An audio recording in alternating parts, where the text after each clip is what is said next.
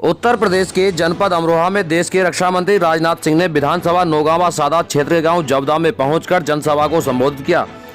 राजनाथ सिंह ने कहा कि मैं मौसम का सीना चीर कर आपके बीच देवेंद्र नागपाल को विधायक बनाने की अपील करने आया हूं। सपा बसपा कांग्रेस के मंत्रियों पर हमेशा से भ्रष्टाचार के आरोप रहे हैं। उन्होंने कहा कि हमारा दावा है कि बीजेपी का कोई भी मंत्री दागी नहीं। वहीं पूर्व पीएम राजीव गांधी का नाम लेकर राजनाथ सिंह ने कहा कि उन्होंने एक बार सीधे तौर पर कहा था कि यदि मैं जनता के लिए 1 रुपया भेजता हूं तो जनता को केवल 15 पैसे ही मिल पाते हैं। हमने केवल और केवल उस सिस्टम में बदलाव किया है और व्यवस्था की है कि भ्रष्टाचार पर अंकुश लगे, और हमने अंकुश लगाया है। वहीं राजनाथ सिंह ने कहा कि सरकार में गुंडे बदमाशों के हौसले जो बुलंद रहा करते थे, अब गुंडे बदमाश हमारी सरकार में जेल में रहना ही बेहतर समझते हैं, और कहा कि हमारे यहाँ कानून व्यवस्था के हालात दुरुस्त हैं। हमने गाँव, गरीब, किसान, महिलाओं का सम्मान का पूरा ध्यान रखा है। हर राज्य को धन आवंटित किया है, जिसकी वजह से हर एक राज्य में विकास के पंख लगे हुए हैं। वहीं राजनाथ सिंह ने कहा कि विपक्ष ने जनता की आंखों में धूल झोंककर हमेशा राजनीति की है, और उन्होंने अखिलेश यादव पर निशाना साधते हुए कहा कि सपा लाल पोटली हाथ में लेकर घूम रही है, क्योंकि वह डूबने जा रहे हैं, इसलिए लाल पोटली हाथ में ले ली है। राजनाथ सिंह ने पीएम किसान सम्मान निधि योजना का नाम लेकर भी वोटरों को लुभाने का प्रयास किया। उज्ज्वला गैस योजना और पीएम आवास योजना का लाभ देने का काम भी हमारी सरकार ने किया है और आगे भी करते रहेंगे। वहीं राजनाथ सिंह ने कहा कि सबसे बड़ा दान मतदान का होता है, इसलिए आप लोगों से आग्रह करने आया हूं कि देवेंद्र नागपाल और बीजेपी को वोट देकर भारी बहुमत से विजयी बनाएं। समर इंडिया के लिए भरत सिंह की रिपोर्ट। जैसी कोरोना और कोविड की महामारी है, हमारे बहुत सारे काम करने वाले लोग दिल्ली, मुंबई, कलकत्ता में जो काम कर रहे थे, आपने देखा होगा, सारे काम धाम ठप पड़ गए। मजबूरी थी, लॉकडाउन की घोषणा करनी पड़ी, तबाही बच जाती, बड़ी संख्या में लोग मर जाते, पैदल लोग अपने घरों को वापस लौट रहे। हमारे प्रधानमंत्री की संवेदनशीलता देखिए बहनों भाइयों, उन्होंने कहा बेचारों के पास काम नहीं है, हमारे भाइयों, गरीब भाइयों के पास, तो उन्होंने फैसला कर लिया इस कोरोना के संकट से जब तक निजात नहीं मिलती है तब तक अपने गरीब भाइयों को हम महीने में 2 बार मुफ्त अनाज मुहैया कराएंगे।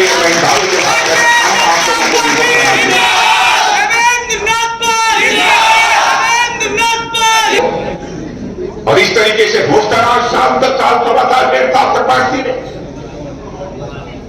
संवेदनाशाली किसानों ने 3 बिल जो भारत की संसद के द्वारा पास हुए थे, कानून बने थे, हमारे कुछ किसान भाइयों को इस पर आपत्ति थी। दूसरा प्रधानमंत्री होता तो कहता चाहे जो भी आपत्ति हो, हमने कानून पास कर दिया तो पास कर दिया।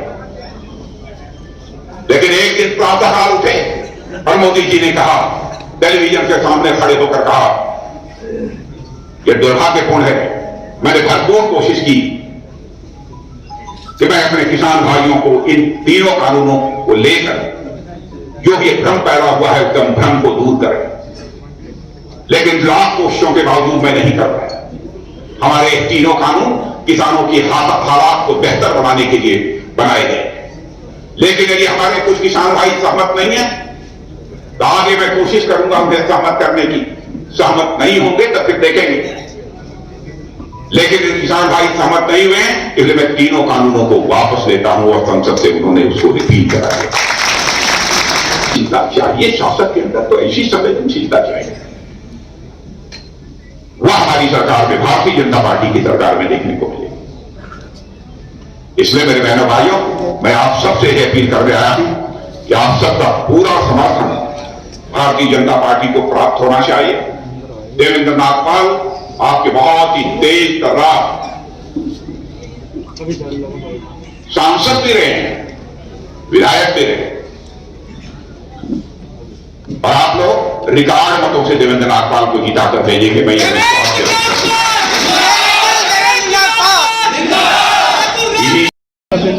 भारतीय जनता पार्टी के नेतृत्व की एनडीए सरकार को काम करते हुए आपने प्रत्यक्ष अपनी आंखों से देखा। भाइयों,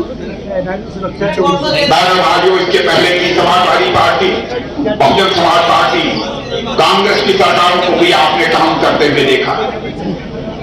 चाहे सपा की सरकार हो, बसपा की सरकार हो, कांग्रेस की सरकार हो, बराबर किसी एचसी मंत्री के ऊपर भ्रष्टाचार के गंभीर आरोप लगे, यहां तक कि इनके मंत्रियों को जेल की हवा खानी पड़ी। लेकिन मैं दावे के साथ सीना ठोक कर कह सकता हूं, भारत ही नहीं दुनिया का कोई व्यक्ति मुझे उठाकर नहीं कह सकता कि भारतीय जनता पार्टी की सरकार में मंत्री के दामन पर कोई भ्रष्टाचार की दाग लगी। यह हमारा चरित्र है। मैं आपको याद दिलाना चाहता हूं, राजीव गांधी जी भारत के प्रधानमंत्री थे। एक बार उन्होंने चिंता व्यक्त की, कहा क्या करें, मैं प्रधानमंत्री हूं, 100 पैसा मैं ऊपर से भेजता हूं लोगों के पास, लेकिन बड़ा मुश्किल 85 पैसा लोगों की जेबों तक पहुंच पाता है और शेष सारा पैसा भ्रष्टाचार की भेंट चढ़ जाता। एक प्रधानमंत्री ने यह लाचारी व्यक्त की थी, लेकिन हमारे प्रधानमंत्री ने भ्रष्टाचार की चुनौती को स्वीकार किया। मेरे बहनों भाइयों, और आप सब बड़ी संख्या में यहां पर किसान मौजूद है, मैं कह सकता हूं प्रधानमंत्री किसान सम्मान निधि के अंतर्गत जो 6,000 रुपया दिल्ली से जाता है, उस 6,000 रुपये में से एक भी पैसा नहीं कटता होगा, 6,000 का 6,000 आपकी जेबों तक पहुंचता है। व्यवस्था में परिवर्तन करके, सिस्टम में परिवर्तन लाकर भ्रष्टाचार पर अंकुश लगाया जाता है। लेकिन चाहे सपा की सरकार रही हो, बसपा की सरकार रही हो, कांग्रेस की सरकार रही हो, सिस्टम में बदलाव लाकर भ्रष्टाचार को रोकने की कोशिश जो उनके द्वारा की जानी चाहिए थी, बहनों भाइयों, इन लोगों ने भ्रष्टाचार को रोकने की अपनी तरफ से कोशिश नहीं की। समाजवादी पार्टी के शासनकाल को भी अच्छी तरह से देखा, जमीन पर न कभी कब्जा करेंगे, न पहले दुनिया के किसी देश के ऊपर हम कोई आक्रमण की पहल करेंगे। लेकिन जो हमें परेशान करने की कोशिश करेगा, हमारे ऊपर आक्रमण करने की कोशिश करेगा, हम इस बार भी मार सकते हैं, जरूरत हुई तो उस बार भी जाकर मारेंगे।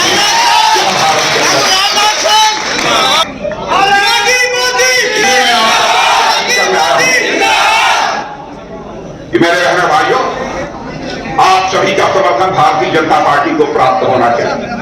कोई मैं आज आपके सामने बहुत लंबा चौड़ा भाषण नहीं कर रहा हूं, क्योंकि मुझे भी काफी देर हो गई है, अगली सभा के लिए भी मुझे जाना है। मुझे यह उम्मीद नहीं इतनी बड़ी संख्या में आप लोग यहां पर मौजूद होंगे, लेकिन एक भ्रम और दूर कर देना चाहता हूं। किसानों का गेहूं और धान या सरकार मिनिमम सपोर्ट प्राइस पर नहीं खरीदी, इतनी बात तो मैं दावे के साथ कह सकता हूं। पहले सपा बसपा की सरकारें जितना खरीदती रही है, उससे हम ज्यादा खरीदते हैं बहनों भाइयों, मिनिमम सपोर्ट प्राइस पर। इस सच्चाई को तो कोई नकार नहीं। कल हम लोगों ने बजट पेश किया, उस बजट में यह मुकम्मल व्यवस्था कर दी है, 2,37,000 करोड़ रुपया डाल दिया है। हम किसानों के धान और गेहूं को न्यूनतम समर्थन मूल्य पर खरीदेंगे, मिनिमम सपोर्ट प्राइस। किसान अपने खेतों में दवा डालने के लिए हाथ से दवा डालता, हमारे प्रधानमंत्री ने फैसला किया कि नहीं, कुछ ही वर्षों के अंदर वैसे हालात सारे देश भर में पैदा होने चाहिए कि किसान को हाथ से दवा छिड़कने की कोई जरूरत न पड़े, बल्कि ड्रोन के द्वारा आपके खेतों में दवा छिड़की जाएगी। भारतीय स्वाभिमान और शौर्य का उद्घोष, राजनीतिक मुद्दों से लेकर जनता के हितों की बात अब होगी नई उम्मीद के साथ। बदलते नए भारत की सोच, समर इंडिया, यही तो सच है।